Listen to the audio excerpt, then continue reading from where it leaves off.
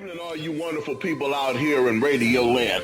It's Wednesday night. It's 8 o'clock, and you know what that means. It's time for another wonderful, exciting episode of the NGSC West Recess.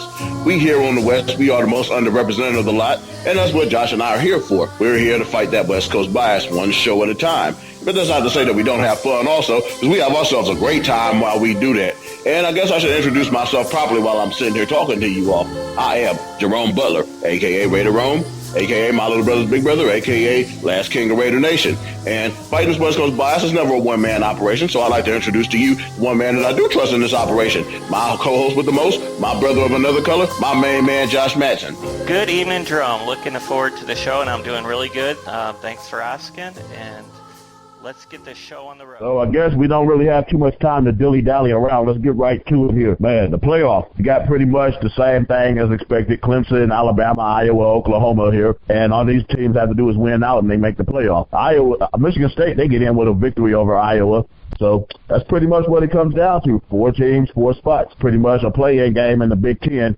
Anything you want to add to this? Not really. I mean, I don't think there's any. If Clemson were to lose, I think Ohio State would get in. That's about it. Other than that, it seems to be pretty much up to the Michigan State-Iowa game. Who's going to be the last team in? That is a pretty interesting take there, Josh, but I'm starting to think it may be a little bit different, though. I mean, I'm starting to hear a lot of steam being given to North Carolina should they be able to defeat Clemson, even with the horrific schedule that they've played.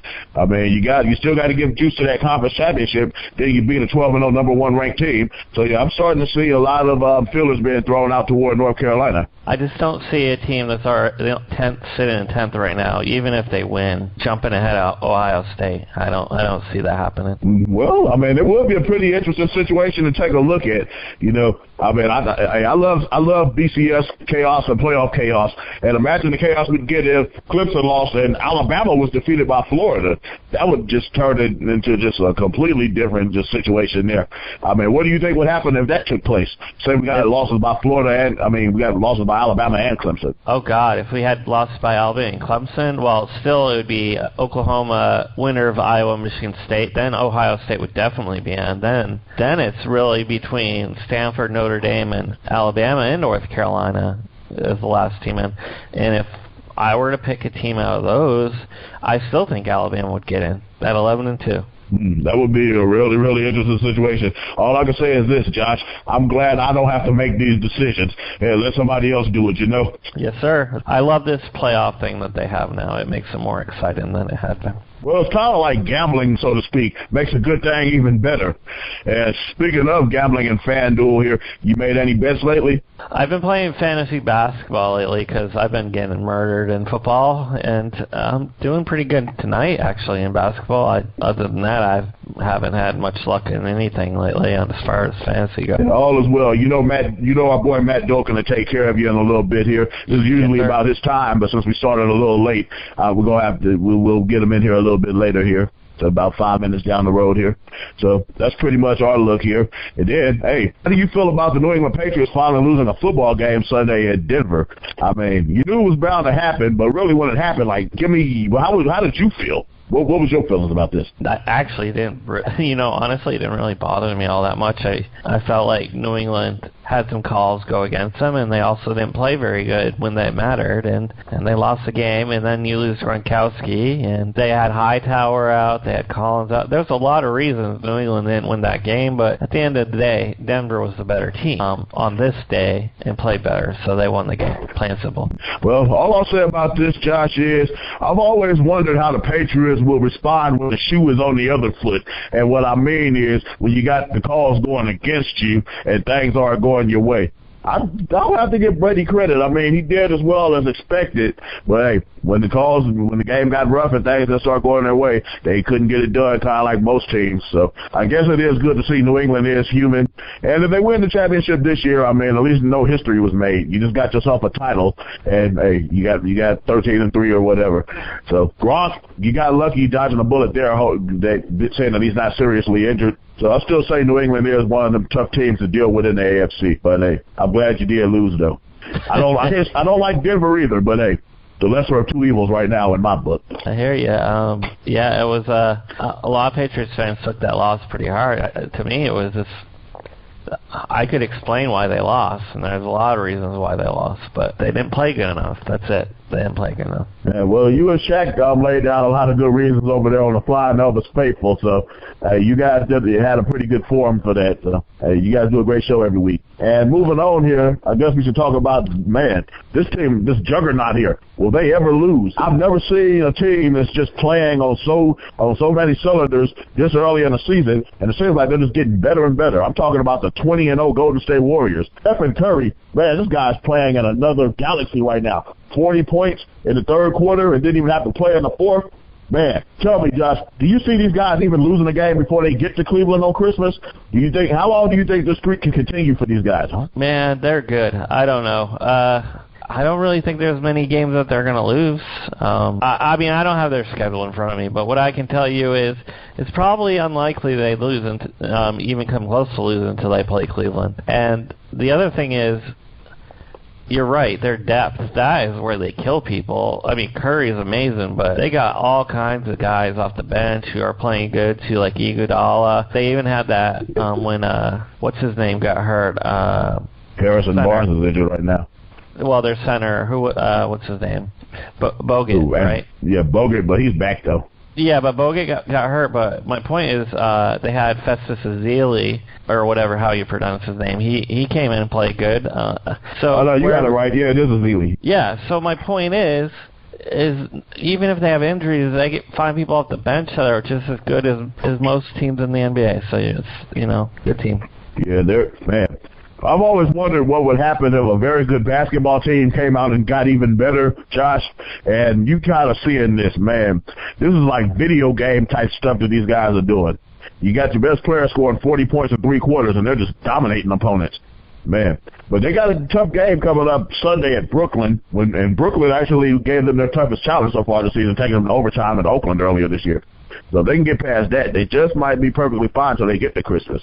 So we'll watch and see. With that being said, you were speaking to me about DraftKings and FanDuel earlier there, Josh, and you know what time it is. It's time for what I like to call one of my more interesting parts of this show here, where you get your pens and your pencils ready, and you go ahead and make yourself a little money here. I'm not the guy that you want to talk to about making money because I obviously don't know too much about it. Yeah, that's what this guy is here for. And without further ado, I'll give you my main man, Matt Dulcan. How you feeling tonight, Matt? I'm doing great. How are you, fellas? Oh, man, I'm doing excellent here. Just sitting here watching this Oregon State game and rapping with you and Josh and the listeners here. So, how was your holiday? Oh, it was great, man. I loved having, those 2 separate slates. We had the Turkey Day slate.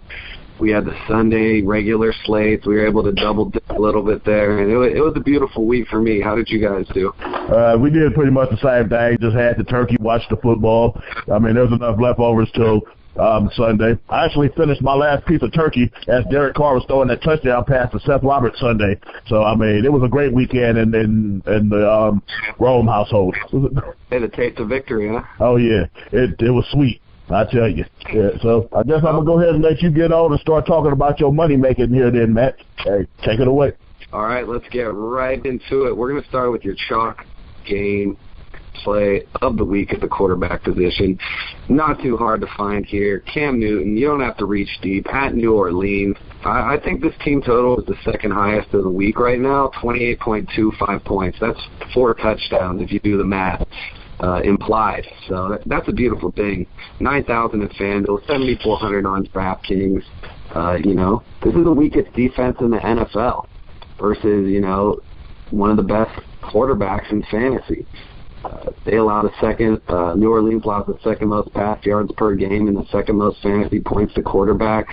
The team total, I just keep looking at this team total of 28.25, and I just don't know how not to play this guy with that total. And the guy you're going to pair him with, who I think is going to get at least 1 touchdown out of that 28.25 high total, Greg Olsen, 6,600 on FanDuel, 6,400 on DraftKings. Yeah, he's really steep there on DraftKings with the price differential, but he's the top play with Gronkowski out this week. You don't know how long till he's back. He's the clear cash game play. And in tournaments, you could definitely find an advantage by fading him because he is going to be owned insanely high. Like, I'm talking 30 to 50% here in all contests on Sunday. So he's going to be a great play for your cash games, but, tournaments, be careful there. The next guy, we're going to get right into a guy that I loved last week. He had the number one matchup, according to Pro Football Focus, on their wide receiver cornerback chart for Xavier Rhodes, and it just didn't work. They had like 3 guys on him the whole game versus Minnesota. He put up under 10 fantasy points.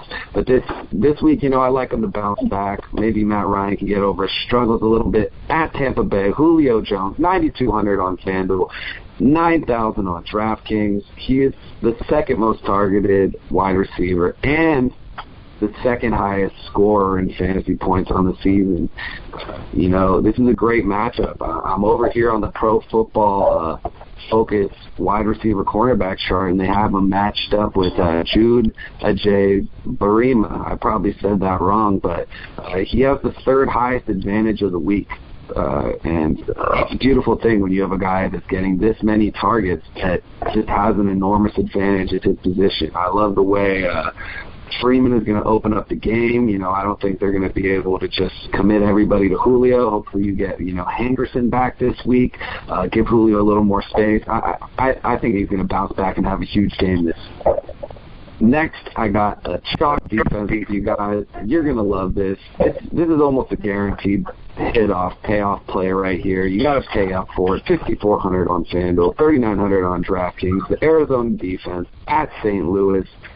Typically, you want to play the defenses at home, but, when you just look at the slate this week, nobody is in a better spot that is, a top 5 defense in Arizona. Nick Foles, Case Keenum, whoever plays, I'm not afraid. I like the chances of a defensive touchdown here, and they're definitely the safe play. The team total is just so low on the St. Louis side, under 20 points. So, let's say they put up, 17 points. You get that defensive touchdown, you're still going to be good with over 10 fantasy points. That's what you're looking for. Let's move on to my favorite running back of this week, D'Angelo Williams, first Indianapolis, 7,200 on FanDuel, 5,600 on DraftKings. Another one, you love the high implied team total, 27.75, almost 28. I like D'Angelo Williams to get at least 2 of those touchdowns there. He's a top 3 play going forward with Le'Veon Bell out, and he's averaging 4.9 yards per carry. This guy is having a resurgent season.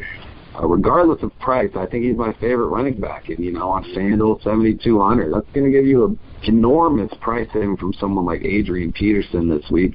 And, I think he's going to get about the same amount of touches in a far better matchup. Next, go ahead, man. I'm sorry. Oh, sorry. I just wanted to, drop my favorite GPP stack on you guys this week. I love this play in tournaments. Ryan Fitzpatrick stacked with Brandon Marshall. You're going to get a lot of price saving with Ryan Fitzpatrick at 7,500 on FanDuel, 5,200 on DraftKings.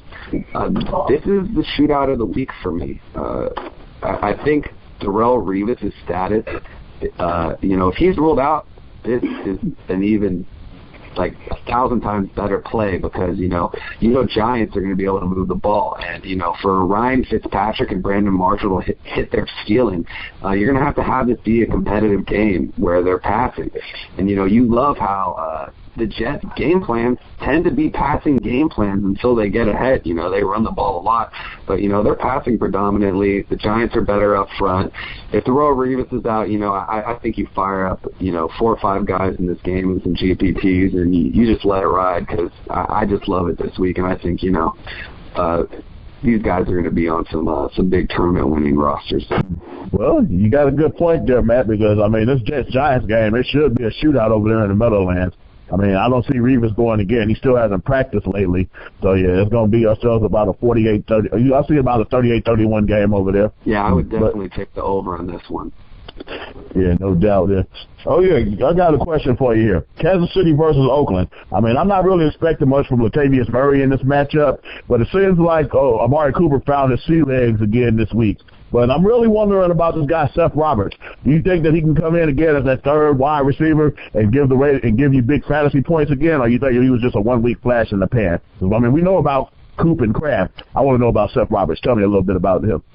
Yeah, I don't think you're going to want to go back to the well. Well, you probably never went to the well. Nobody really expected this to happen.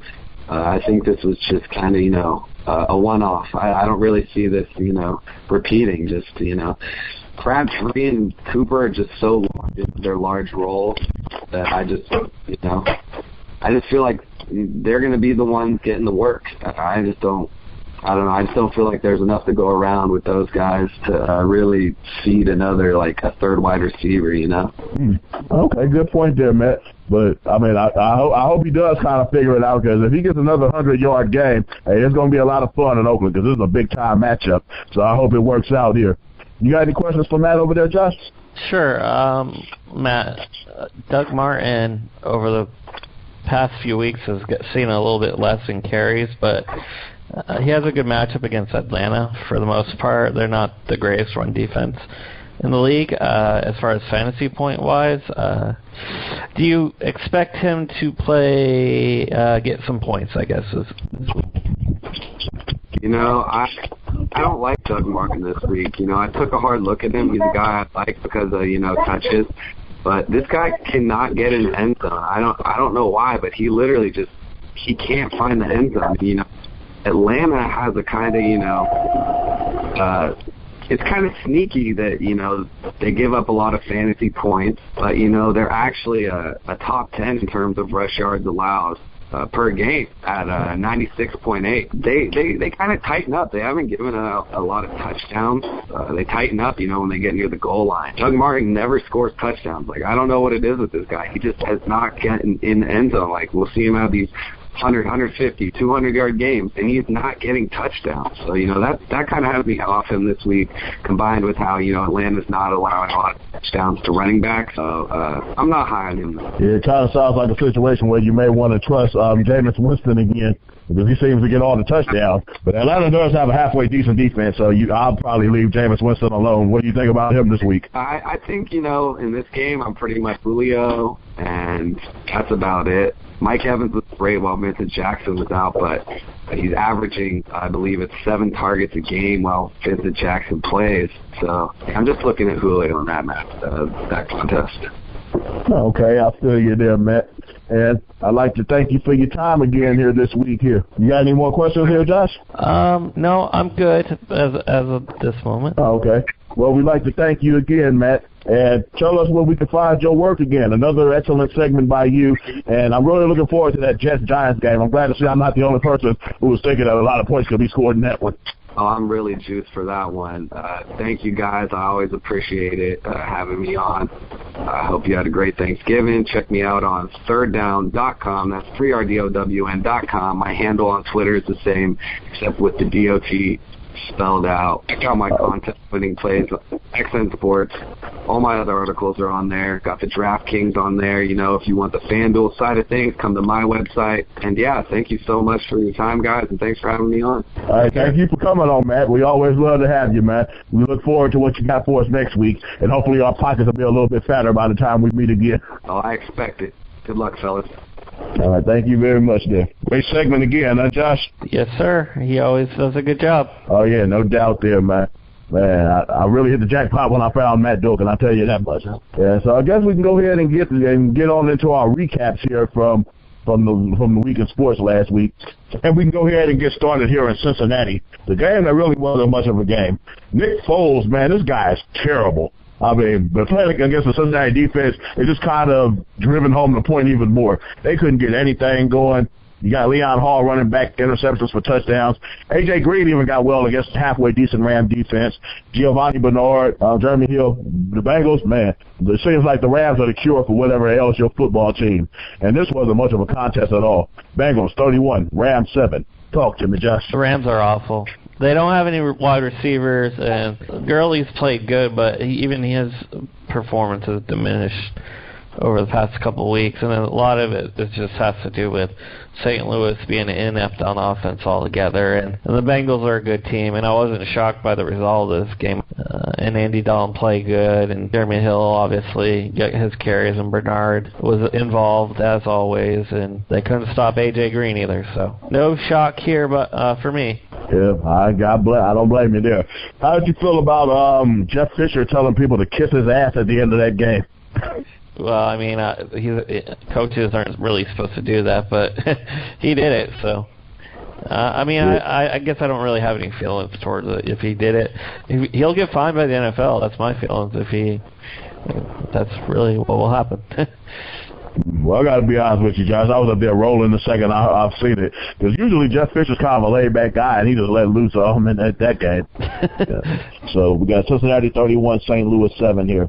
And our next game up here, we got my boys, the Oakland Raiders, traveling into Tennessee at 4-6. Another loss would pretty much end any playoff hopes they have. They came out for the first 3 quarters and pretty much dominated the Tennessee Titans, as many people not named Jerome Butler thought they would.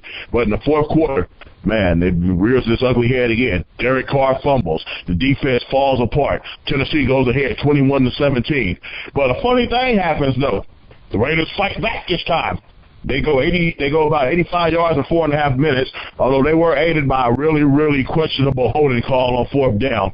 I mean, I didn't see a hold myself, but hey, I'll take it. And Seth Roberts, man, what a game by him. 113 yards, 2 touchdown catches, including the game winner with 1:21 left. Raiders 24, Titans 21. Raiders alive for one more week. Your thoughts on this game, Josh? They were beaten at one point in this game. I really thought they were in trouble, but Derek Carr drove them down the field, and they made plays, and they looked like a team that, has things going for them, because even when they play down to a lesser opponent, they found a way to win it, and that's what you're supposed to do. Yeah, I mean, the good thing was we got Amari Cooper back playing well again, 115 yards. He didn't get in the end zone, though, although Mike Crabtree did, along with the 2 Seth Roberts touchdown passes. So hopefully this Raider offense has gotten well again, because we're definitely going to need them this week when we take on the Kansas City Chiefs in pretty much an AFC playoff showdown. It could be an eliminator if the Raiders lose it, though.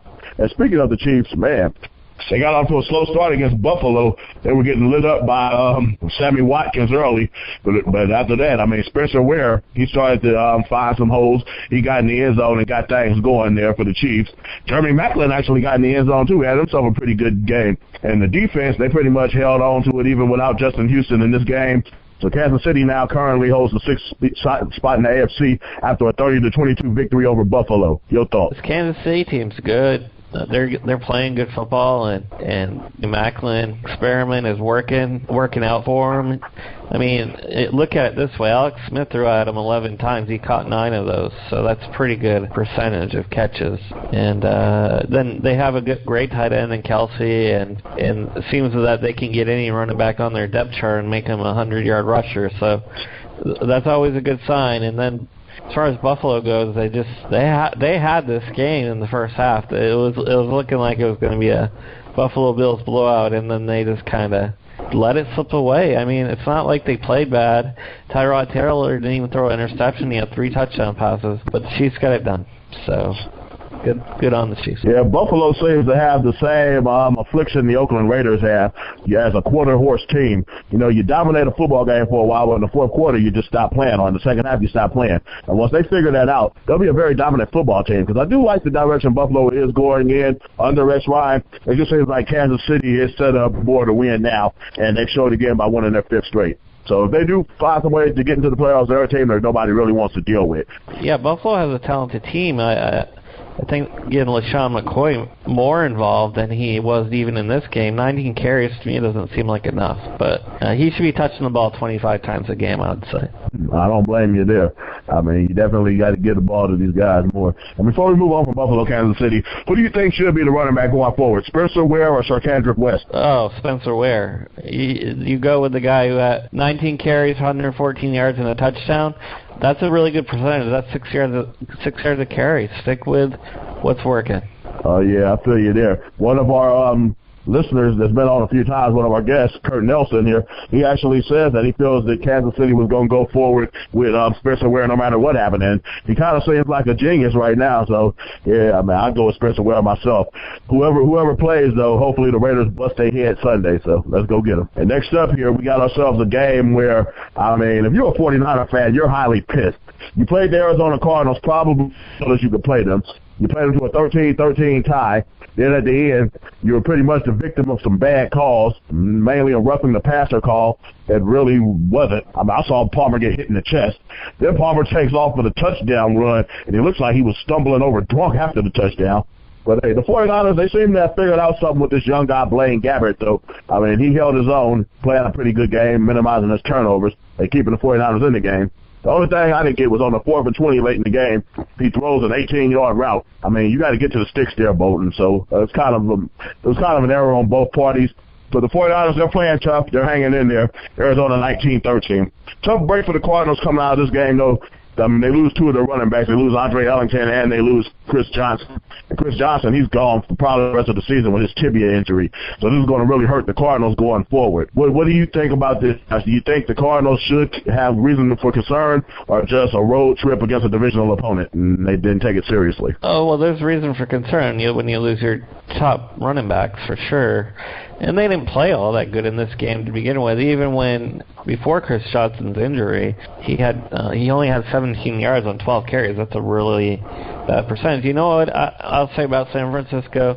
They're definitely a scrappy team, meaning that they're going to stay in the game for the most part, and they've done that all season, but they're just not good enough to actually be in front at the end of the game. But they gave Arizona everything they could handle, and they stayed in. And I think San Francisco definitely is hurting mostly because they can't establish a run game, and they're trying to get Blaine Gabbert not in a position where he can make too many mistakes. But if you can't run the ball, you're gonna have to rely on your quarterback, unfortunately. And last thing, Arizona, John Brown, that guy is a good wide receiver. And I do like that Carson Palmer loves throwing it up to that guy, so that's kind of cool to watch.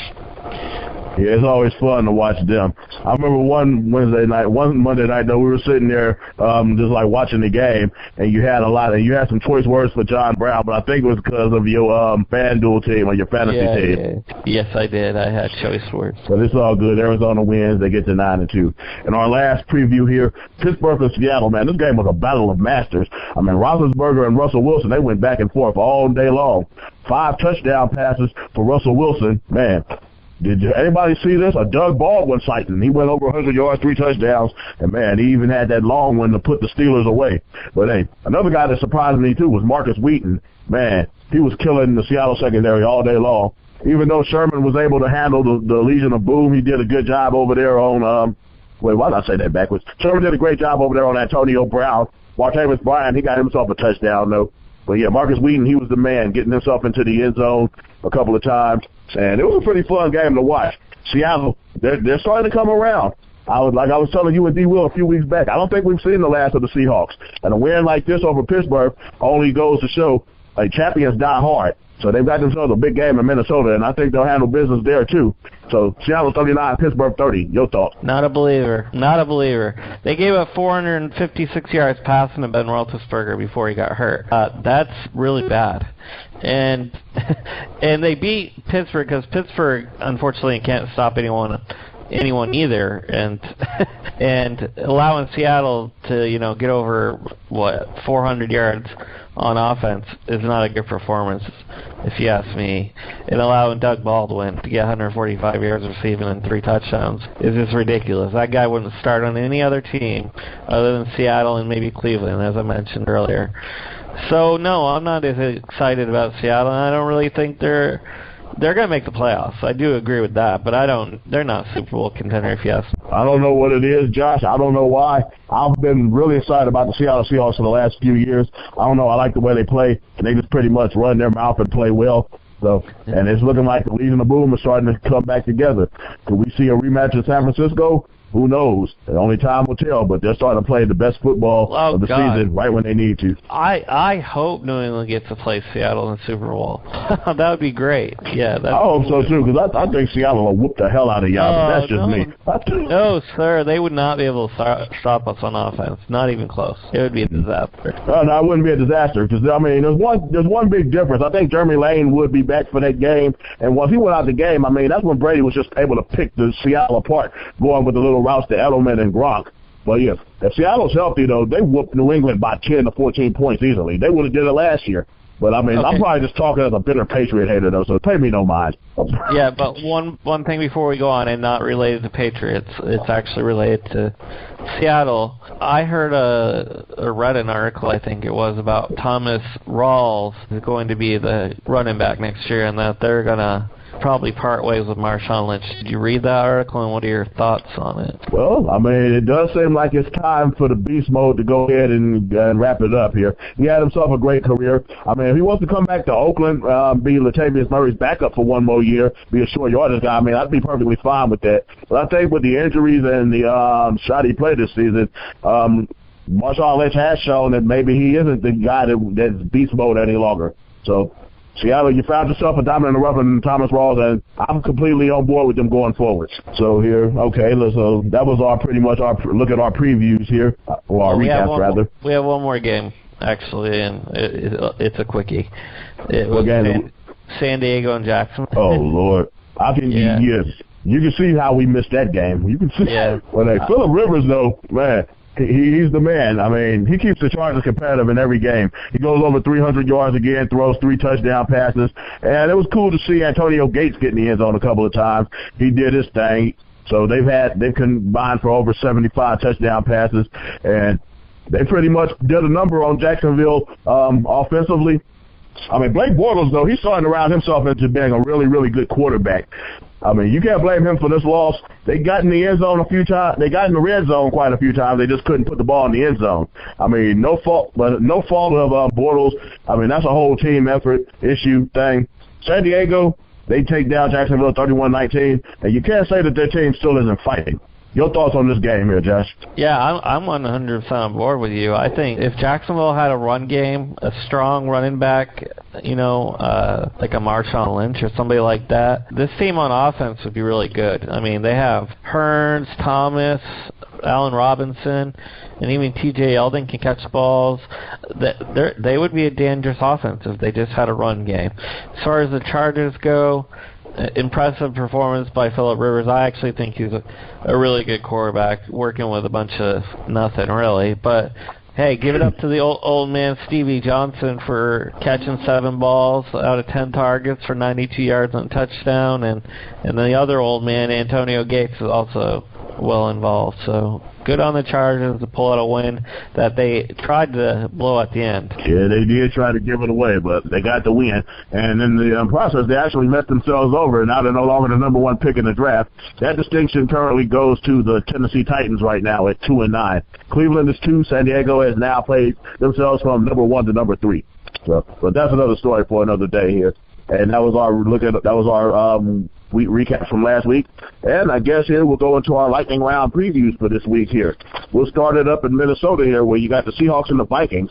That's going to be a big-time game of the week there in the NFC here. Russell Wilson, he seems to have finally figured out some things. I think he's playing more fierce since he's not weighed down by Marshawn Lynch anymore. Thomas Rawls seems to be a more complete running back. And Minnesota, they're good offensively, but I think Teddy Bridgewater is going to struggle against a defense like this. Sure, you got Peterson, but once you take Peterson down, I mean, it's going to be very, very different there. It's going to be really difficult. And I say Seattle continues their run toward the playoffs with a 23-17 victory. Your thoughts on this game?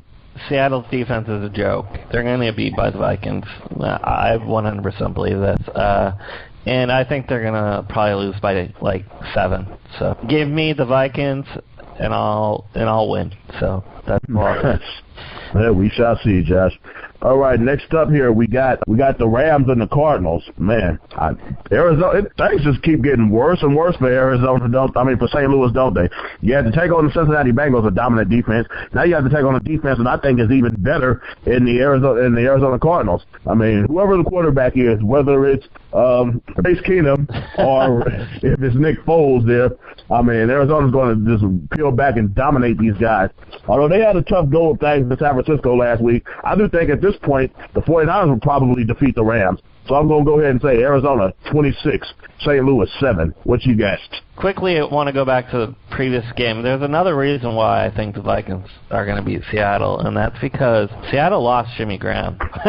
That's another thing we forgot to mention when we covered that, and that's a big loss for them. So that's another reason why I think the Vikings are going to pull that one out. As far as Arizona and the Rams, I know this may sound crazy, but I think this is a trap game for the Cardinals with the Rams playing at home, and they have a good history of beating good teams at home when no one expects them to do it. So I could see an upset here, but I'm not brave enough at the moment to say I would take the Rams. So I will take the Cardinals in a close game. All right, don't be a chicken, Josh. Don't be a chicken.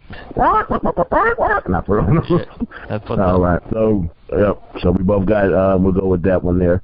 Okay, here we got the 49ers and the Bears getting it on over here in Chicago. Here, the 49ers. They're still fighting hard. They're playing well for their coach, Jim Tomsula, but they're pretty much out of the race.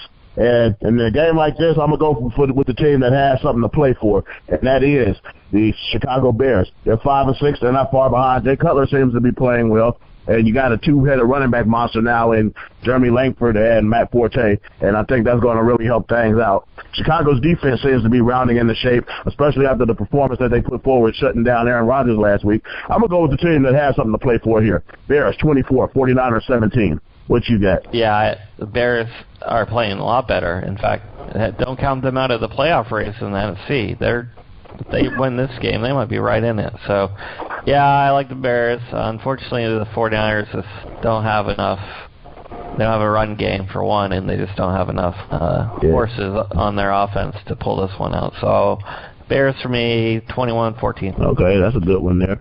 Okay, now we move on here to the heavyweight matches over here in the AFC West here. We got the Denver Broncos taking on the San Diego Chargers. And over here, San Diego, they put on a game performance last week against Jacksonville, taking down the Jaguars 31-19. But I think facing Denver is a completely different animal here. I mean, Brock Osweiler, he seems to have developed the confidence needed to be a decent quarterback in the AFC West going forward here. And Denver, man, I'm sure that they're flying after that victory over New England.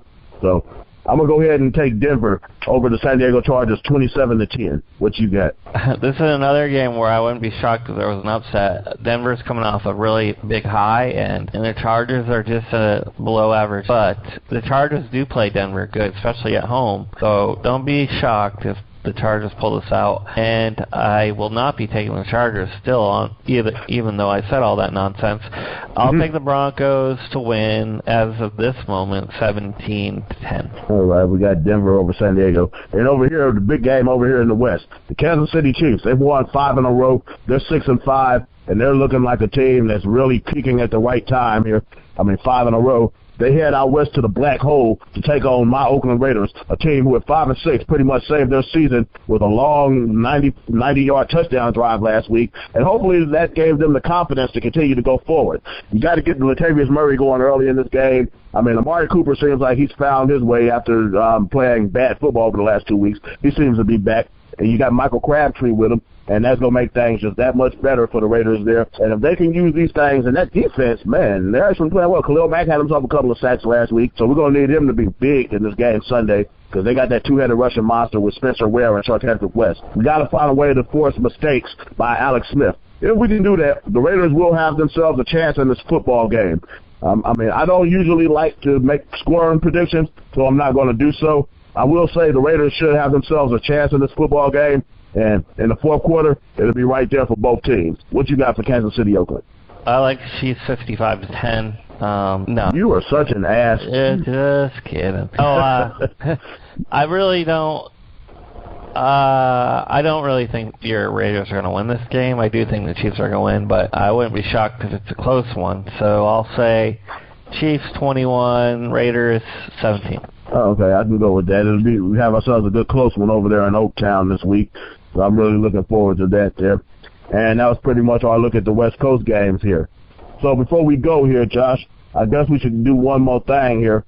and predict these college football conference championship games here. I guess we can start here. We can start here in the American Athletic Conference with Houston and Temple. Houston, with a win, gets themselves into the Group of 5 BCS game, but so does Temple. But I'm going to have to go with the team who's actually playing well. I mean, Greg Ward Jr., he put on a virtuoso performance against Navy last week, and I don't think Temple can keep up. I'm going to say Houston, 41, Temple, 24. What you got? Yeah, I agree with you. Greg Ward had a game of his life against Navy last week. And Navy gave him everything they could handle. Navy was going up and down the field, scoring points, but couldn't keep up with Houston. So I do like Houston as well. Okay, so we both got Houston there. Okay, we got ourselves here the Mountain West Championship. Two teams that we haven't really followed too much, though, although they are West Coast teams, Air Force and San Diego State. I do think San Diego State should be able to win this football game. It's on their home field. They got that running back, Donnell Pumphrey. Although Air Force, they've got a guy who's got probably the coolest name in all of college football, Weston Steelhammer. I mean, he just sounds like somebody that's going to go knock the hell out of you. But Air Force doesn't have 11 Weston Steelhammers. And I say San Diego State, they get the job done, 28-24. What you got? Oh, I have to take Air Force. I was in the Air Force. And second of all, they actually have a good pass game when they throw the ball, and they're gonna move the ball, and they've been really good all year.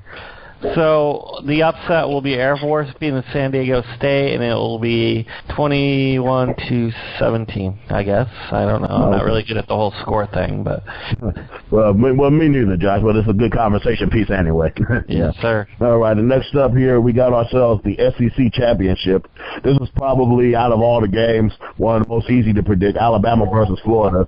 I mean, I would like to say Florida could pull off the upset and create some BCS chaos, but no, it can't happen. Florida can't even score. They'll be lucky to get past the 52 to 3 times in this game. Derrick Henry, he's a hog. He'll find a way to burst through late in the game. Florida's defense, at the end, they're just going to give out. I'm going to say Alabama 24, Florida 6. What you got? Oh, God. I guess I have to take Alabama as much as I hate both teams. So, yeah, Alabama will win. I don't even know if Florida will score on this game. That's how awful I think they are. So yeah, it's going to be very tough for Florida to score in this one. And the game that everybody's really thinking about here, this is going to be, man, I'm going to be sitting back with some food checking this one out. You got the ACC championship between Clemson and North Carolina. Marquise Williams and Deshaun Watson, man, they're two of the best in the business. There's going to be a lot of points scored in this game. Defense don't even show up. I think Clemson will get a stiff test for a while, but in the end, Watson, Gallman, Artavis Scott, those guys, they'll find a way to put North Carolina away late. And I'll say Clemson 45, North Carolina 31. Your prediction? Man, those cheating heels might pull this one out. Yeah, no, that was a joke. Yeah, it's an inside joke, listeners. Inside joke. No, Clemson's really good. And I don't really know much about North Carolina, I have to be honest with you, so I don't really think I could logically take them. So I'll have to take Clemson. Okay. And our final game here, the one that's really going to determine who gets in. We got the playoff eliminator between Michigan State and Iowa. Man, this is going to be a hard-hitting game. But the first time all season, I think Iowa is going to be stiffly tested. And I do think that Michigan State, I mean, they've been here before. They've got the experience. They've won Big 10 titles before. They played in the Rose Bowl and things of that nature. And they're playing for something a little bit more this year. I'm going to say Connor Cook, he finds a way to get it done. He scores a touchdown late. Michigan State 27, Iowa 23. Josh. Game's interesting because, to me, Michigan State has struggled all year, other than against Ohio State where they play pretty good, but they haven't really blown they have blown a lot of teams out, really bad teams, but a lot of bad teams have kept it close with them for quite a long period of the game. So with that said, Iowa has a good run game, but Michigan State's defense is good too, so I think Michigan State's going to pull this one out too. Okay, well, I can't say I disagree there, Josh. So we got Michigan State winning. And our last thing before we go here, your 4 teams for the playoffs Sunday morning. Okay, my 4 teams will be Clemson, it will be Oklahoma, it will be Michigan State, and it will be Alabama. That's Alabama. Okay. Yeah. I like that. I mean, it looks like we pretty much had the same 4 there. I've got a little bit of a different order here, though. I've got Clemson, Alabama, the Big 12, the Big 10 champion, and Oklahoma being 4th, facing Clemson in the playoff game, while you got the Big 10 champion taking on Alabama in the other playoff semifinal. So it's going to be a great season. I mean, it's going to be a great playoff, and I really look forward to checking it out here with you, and we'll be here. We'll be watching, and it's going to be fun, Josh. Yeah, we can't end this show without talking about one other thing. Your boy Kobe Bryant retiring, and the other thing, your Lakers losing to the Philadelphia 76ers. So do we really have to talk about that, Josh? Well, yes, we do, because my point would be is that I want to bring up with you is, what are your thoughts on this Kobe getting standing ovation in Philly and acting like, I don't know, from what the media is saying, the Lakers were acting all happy, like they lost the game, but we're acting like, they won the game. So what's your thoughts on that? Well, I guess I'll tackle this one first here, Josh. The Lakers, I know they're losing games, but they're in a situation where it's probably best for them to lose as opposed to win. Because, if they finish outside of the top 3 worst records, Philadelphia actually gets their draft picks. So for the Lakers to continue to build this program, this franchise, it is probably best to lose at this point. So I can understand why the Lakers, they have a ho-hum attitude towards winning and losing right now. And as far as Kobe Bryant goes, he's my favorite basketball player. He's one of the most transcendent athletes in this game. He's been my favorite player for a long, long time. And, man, he's had so many clutch performances. And people can say whatever they want about him driving Shaq away or whatnot. I believe that Shaq just was ready to go. And Kobe Bryant, he's one of the players you weren't going to be able to hold him down in the system. And he had to flourish, and that's what he did. And, man, I'm going to really miss him over here as a Laker lifer. And I just wish he had a better ending. He's sitting here as part of a team that's going to probably win no more than 20 games this season. So that's probably the only regret I have for Kobe Bryant is that it's not going to end better for him. But, yeah, he's one of the greatest of all time. He's my favorite player. And, hey, the Mamba always have a special place in my heart. So we'll miss you, Kobe. Jerome, okay, so Kobe Bryant is probably playing, and there's a lot of reasons behind this, but he's playing the worst basketball of his career. There's no doubt about it. He's dead last of all qualified shooters in three-point percentage. The other day he made 4 3-pointers to start the game off, and then he missed 13 consecutive three-pointers he attempted. He's shooting 30% from three-point. He really isn't doing much of anything to help the Lakers, so do you think he's killing his legacy by playing this year out and just not performing well? Well, I wouldn't say that he's killing his legacy. He thought that he could help a young team actually continue to grow this season. Nobody expected the Lakers to make the playoffs, but Kobe felt that he could come in there and be one of the leaders and help give something. It's just not working out that way. So, you can't blame him for giving it a try. And next year when he's gone, hopefully he can be an ambassador for this team and he can find some way to help out players such as D'Angelo Russell and guys like Julius Randle take that next step. But as far as playing, no, I don't think he's taking his legacy. Father Time doesn't lose to anybody, and Kobe Bryant is just starting to figure that out. Too bad he didn't figure it out before the season, but hey, you figured it out now, and we'll go forward, and we'll give you all your love that you need for the end of the season, from now to the rest of the season.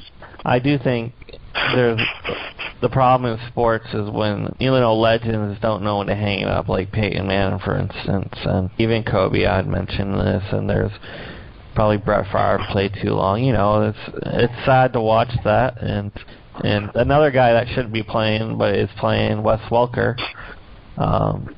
That dude has been basically killed playing football, but yeah, he keeps going back. So that's Well, you know how it is, Josh. Everybody thinks they can whoop Father's Time last, but Father Time has never lost to anyone. And Kobe Bryant, Peyton Manning, these are a couple of guys that are starting to figure that out now. And I just hope that in their retirement they find some way to stay productive because, it's over with as far as playing sports goes. And that has been tonight's show here on the NGSC West Recess here. Check out, if you're around on Tuesday nights, check out my boy Josh Matson over there with my other boy Shaq Krosky doing the Flying Elvis Faithful. They do a great show. Although they do the New England Patriots more justice than I could, would, or want to. It's a great show. They have a great time, and they always have such good information. So check them out, and I'm sure they'll have a lot to tell you about this New England-Philadelphia game. And Friday night, you can check me out with my main man, Jim Paskowitz, over there Friday night on the NGSC. And we'll talk about that epic Raider victory over Tennessee like we do every week over there on the Black Hole Brigade. And we'll actually have a little discussion about this Kansas City-Oakland game that the Raiders must absolutely win to stay in the playoff race. So check us out for that. Friday night is 9:30 p.m. Eastern. Wednesday night again, you'll have Josh and I back here for another wonderful episode of the NGSC West Recess here. We'll have some things to talk about. If there's any playoff surprises, we'll bring them to you. And we'll have ourselves another guest this week. We'll line up one. Tonight we just felt like going it alone. We'll have Matt Dulcan with the money, and we'll have a lot of good stuff going on. Hopefully we'll have a Raider victory to talk about along with a Patriot victory. So for my brother of another color, my co-host with the most, Josh Madsen, I am Jerome Butler, my little brother's big brother, the king of Raider Nation and Raider Rome. You guys have yourself a Raiderific evening. Have a great week. See you Friday night. This has been the NGSC West Recess. Good night. Go Raiders. Raider Rome, gone. Good night.